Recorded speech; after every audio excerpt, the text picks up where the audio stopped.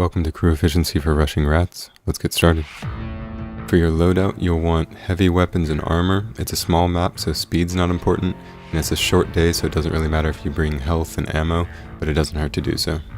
At the start, you want to have one person run directly to the second floor of the house just to initiate the event.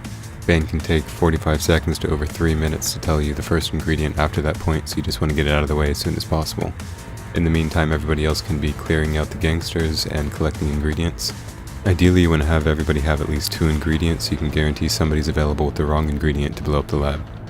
Go ahead and start setting up defenses around the house. You can get everybody to the top floor. You don't have to stay there, but it is a highly defensible position, and you won't need the ground floor to escape.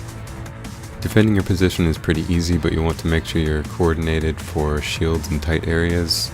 You want to be ready to take out any bulldozers that come up the stairs or into the house if you're down below, and also be ready to take out snipers through any windows. When Bane finally tells you an ingredient, double check with your crew to make sure you have the right one, then put in the wrong one to blow up the lab. Exit over the balcony, jumping down to the shed below, then turn around, and you'll usually have a pretty clear run straight to the van. There are 2 different escapes you can get during rats, Overpass and Garage, so let's start with Overpass. You want a heavy loadout again with at least medium range weapons. Health and ammo are acceptable but not necessary. C4 is particularly useful here. When you spawn, you don't really need to worry about taking out the enemies there because you're going to be moving on to a nearby building. When you get to the building, the person with the trip mines can go downstairs, place one as a sensor, so let you know if anybody is coming up these stairs. Place a couple as explosives in case they get too close, and then take position so you can fire in the street. This will be your main position aside from responding to the sensor below the stairs. If the helicopter shows up at this building, you just go to the next door over, which is stairs going up. You can either have this door blown open by C4 or have it lockpicked ahead of time.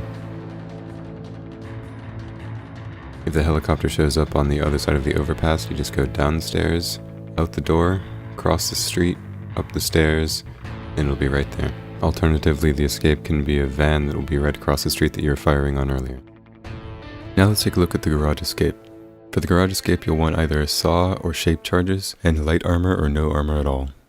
If you have a saw or C4, you're in charge of the doors and need to make sure you're the first one there.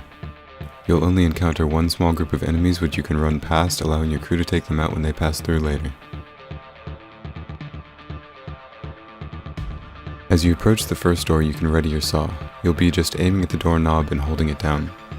If you have any ammo left after it's open, just waste it on the wall so you can start reloading. If you're using C4, it'll take a bit longer, but either way the van will be waiting outside the second door for the fastest escape in the game. On day 2 of rats, speed is important, but you'll also want some armor to deal with the gangsters. Shape charges will be extremely useful with safe lockpicking as a backup. Having to drill safes will add considerable time to this day. There are 2 doors to enter, one in front of the spawn and one forward and to the right. Send 2 people through each door, clearing gangsters and working your way up. Make sure each direction has someone who can deal with safes effectively, preferably with your C4 through the door on the right, since this direction is responsible for 3 rooms. Take note of the safes you find as you clear, then take care of them once all the rooms are secure. One of these safes will have the intel, allowing you to escape just before the police arrive if you are quick. There is an alternative of alerting the gangsters, letting them burn the intel, then finding it burnt, which also lets you escape. This takes a little bit longer and is less sustainable. On day 3, you'll want heavy armor, medium to long range weapons, and possibly some ammo and health. I also recommend picking up the Ace Pilot asset. Quickly clear the way to the bus, then take out the gangsters on the bus, either from the front, the grenade, or by boarding it. Once the bus is empty, get 3 people on the bus while the 4th person continues dealing with the cops. Remember to distribute roles efficiently, having people with bag skills like fast hands and transporter deal with money. Stay crouched while dealing with the suitcases to avoid being tased. Do not drop bags on the bus, because if something goes wrong and the bus explodes, any bags on it will be destroyed. Once you've gotten some of the cash off, have one of the 3 players on the bus get off to begin moving bags forward. When the suitcases are empty, focus on balancing defense with bag moving. Move the bags to the center of the road to anticipate the helicopter arriving at either side. When the helicopter arrives, start moving bags to it and loading it up while continuing to defend your position.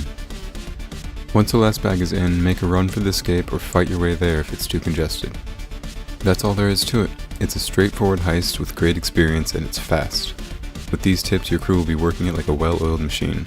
Good luck! If you found this video helpful, please rate and comment. Be sure to check out other videos from this series and subscribe for more content. Thanks for watching.